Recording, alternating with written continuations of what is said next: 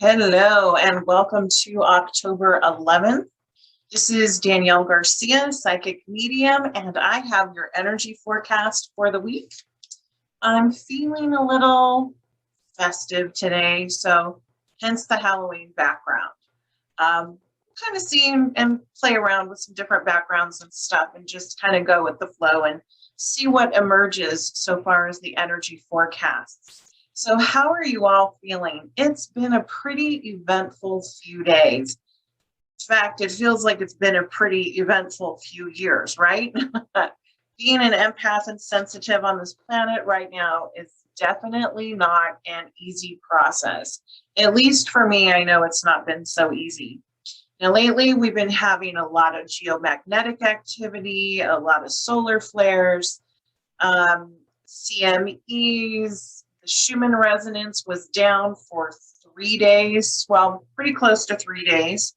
And this morning, it's back online again. YAHOOOO. We're registering at an 8 low.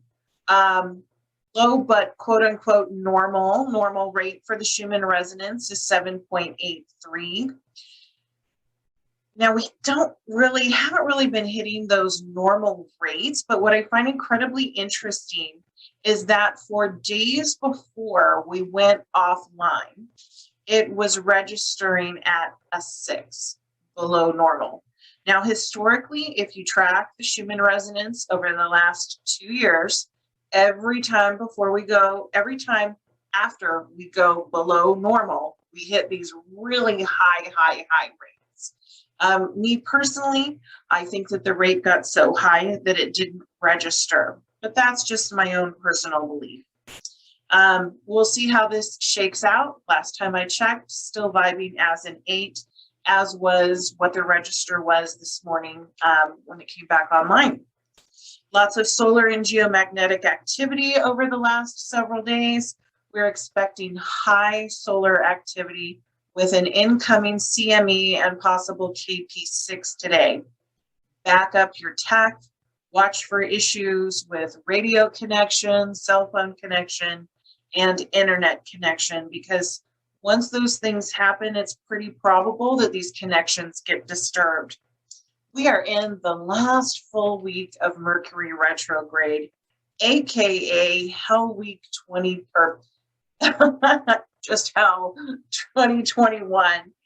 What's interesting to me about this Mercury Retrograde, we had 6 different planetary retrogrades going on simultaneously at the beginning of this Mercury Retrograde. Now we're down to a total of 6.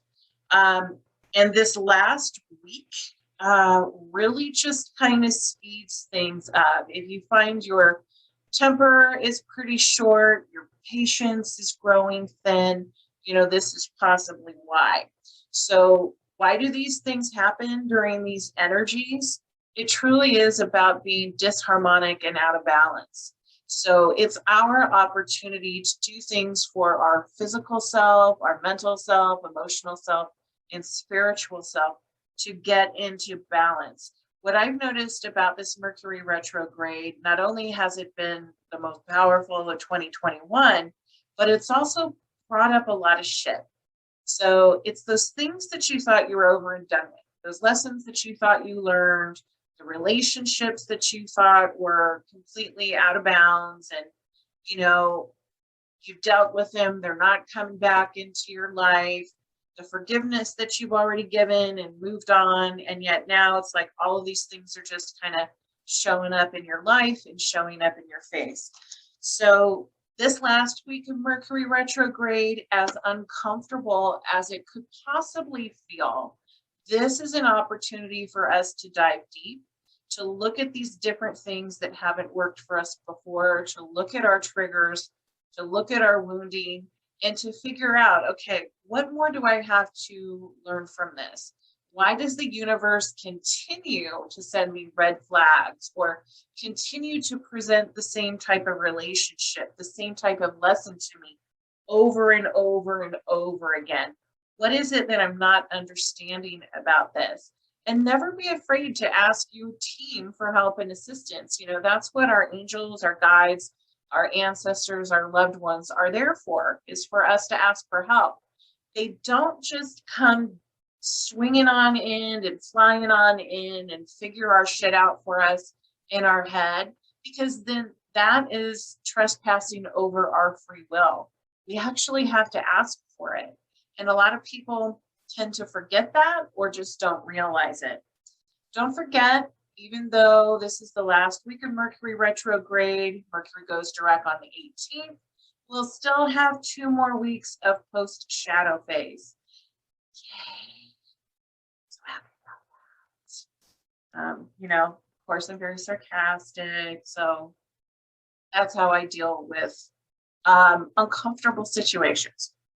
Today, Saturn goes direct. So as it goes direct, you may feel this push, pull kind of energy, almost like a passive aggressiveness, or a feeling like you've got 1 foot on one side of the fence, 1 foot on the other side of the fence.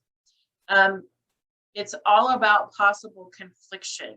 Saturn has been in retrograde for the last 5 months. Its teachings include trust, divine timing, accountability, and gratitude. So take time today and revisit those things. What have you learned? What have you not learned? How can you possibly expand on those subjects?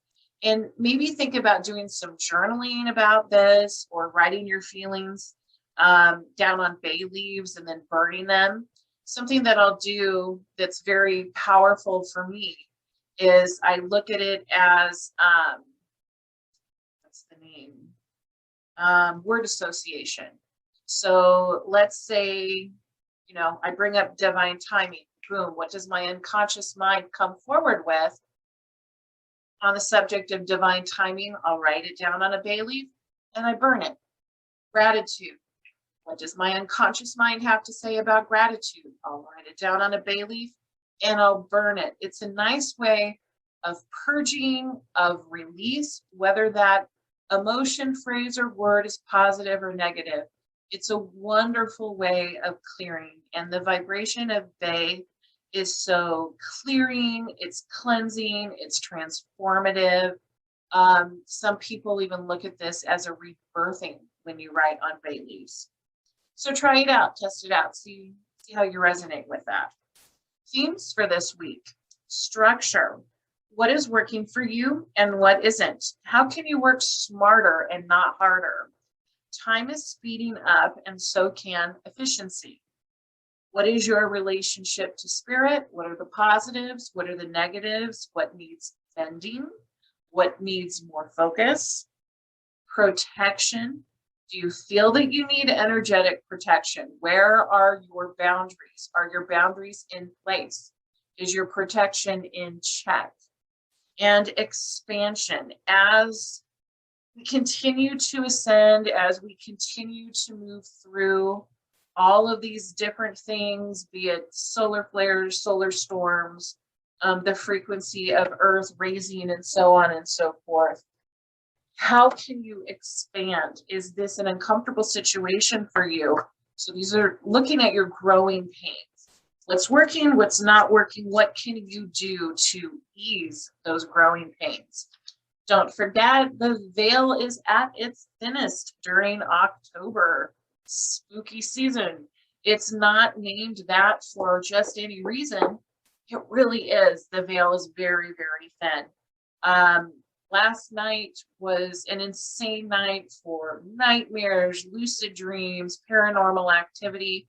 So if you're feeling that, if you've been feeling more things outside your peripheral vision, if you tend to attract different energies that tend to be paranormal, be advised, this is your opportunity to use your clearing and shielding methods. I'm going to pull some cards from this new deck that I got.